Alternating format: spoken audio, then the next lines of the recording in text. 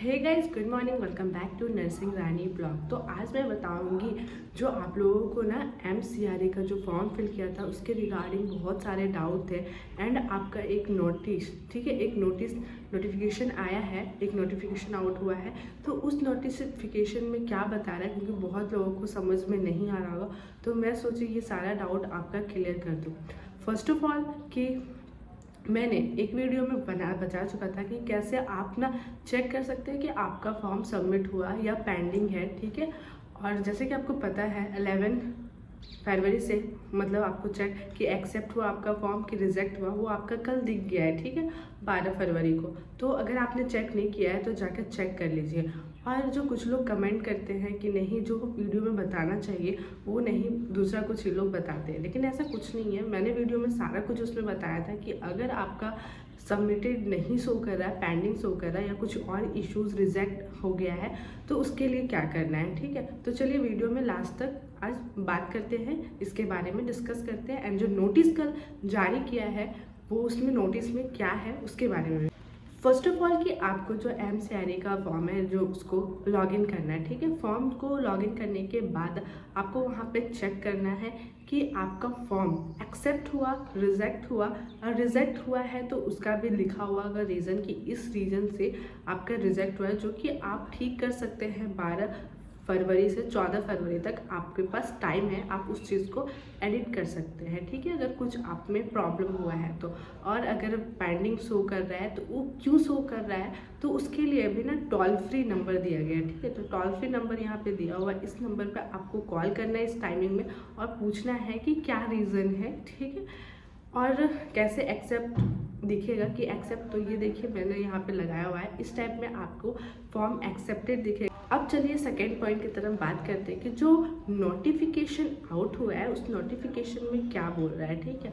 तो उस नोटिफिकेशन में एक एग्जांपल देके आपको समझाया गया है, जैसे कि उसमें बता दिया गया है कि आपका, ठीक है, आपका जो फॉर्म जैसे आपने फिल किया है, ठीक है, तो उसमें आपने क्या इक्विपमेंट मतलब चूज़ किया है। जैसे ना आपका फर्स्ट प्रायोरिटी क्या है, जैसे कि आपने अगर GNM किया है या BSc नर्सिंग किया है, ठीक है, तो आपने डायरेक्ट बस BSc नर्सिंग को, जैसे पोस्ट बेसिक किया है तो मैंने बस पोस्ट बेसिक को चूज़ कर लिया, GNM को चूज़ नहीं किया।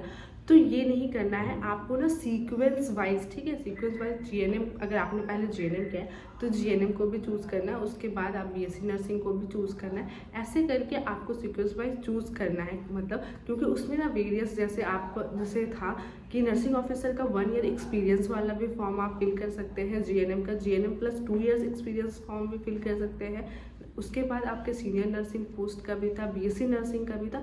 तो सबके ना अलग अलग डिग्री के अकॉर्डिंग वहाँ पे पोस्ट था, तो आपको सब जो आपके पास है उसको चूज़ करना है, ठीक है। अब उसने दूसरा पॉइंट में एक एग्जाम्पल देकर समझाया गया है कि जैसे 3 स्टेप में है कि पहले 12th लेवल डिग्री, उसके बाद डिग्री, उसके बाद जैसे 12th वाला डिग्री देना है, फिर डिग्री जो ग्रेजुएट लेवल का होता है, उसके बाद थर्ड में आपको मैट्रिकुलेशन। अगर आपने BSc नर्सिंग का, उसका मतलब ये है कि अगर आपने BSc नर्सिंग का फॉर्म फिल किया है, ठीक है, तो आपको ना 10th लेवल का भी वहाँ पे डिग्री सबमिट करना है, 12th लेवल का भी डिग्री सबमिट करना है। ऐसा नहीं है कि बस मैंने BSc नर्सिंग का किया तो BSc नर्सिंग का बस सबमिट कर दिए, या फिर अगर GNM किया है तो ओनली GNM का, उसमें सारे सर्टिफिकेट आपको सबमिट करना है, ठीक है, आपको अपलोड करना है सारा। और जो लोगों ने ये मिस्टेक किया है, चाहे वो चूज़ नहीं किए या सर्टिफिकेट आपने अपलोड नहीं किया है, तो उसके लिए आपके पास टाइमिंग है 12 फरवरी से 14 फरवरी तक ये ओपन रहेगा। तो आप फटाफट जाके ये काम कर लीजिए, वहाँ पे अपलोड कर लीजिए, नहीं तो आपके फॉर्म को रिजेक्ट कर दिया जाएगा। आपके पास 2 दिन का टाइम है, अगर बोला जाए मैं आज 13 फरवरी को वीडियो बना रही हूँ तो आपके पास 1 दिन का टाइम, फिर भी 13, 14, 2 दिन का टाइम है। आप अभी ही तुरंत 5 मिनट टाइम निकाल के इसको देख लीजिए और कर लीजिए, ताकि आपको ये प्रॉब्लम ना हो कि फॉर्म रिजेक्ट हो जाए। आपको समझ में आ गया होगा, अगर आपने जो पहले चूज़ नहीं किया है लिस्ट को कि आपने किस कैटेगरी में फॉर्म फिल किया है, तो फिर आपका प्रॉब्लम हो सकता है। तो उस कैटेगरी को चूज़ करने के बाद आपको उसके अकॉर्डिंग जो भी आपने कैटेगरी है, तो आपको शुरू से सारे सर्टिफिकेट अपलोड करना होगा। अगर आपने एक्सपीरियंस फर्स्ट ईयर और मतलब 1 ईयर और सेकेंड ईयर मतलब 2 साल 1 साल का एक्सपीरियंस दोनों को चूज़ किया है, तो आपको ना एक्सपीरियंस अपलोड करना होगा 2 इयर्स का, ताकि वो 1 ईयर में भी एक इन्वॉल्वेशन मतलब इंक्लूड होगा, और दूसरा आपका 2 ईयर एक्सपीरियंस मांग रहा है उसमें भी इंक्लूड होगा। तो टिक जैसे आप करोगे उसके अकॉर्डिंग आपके सारे सर्टिफिकेट पे अपलोड होना चाहिए।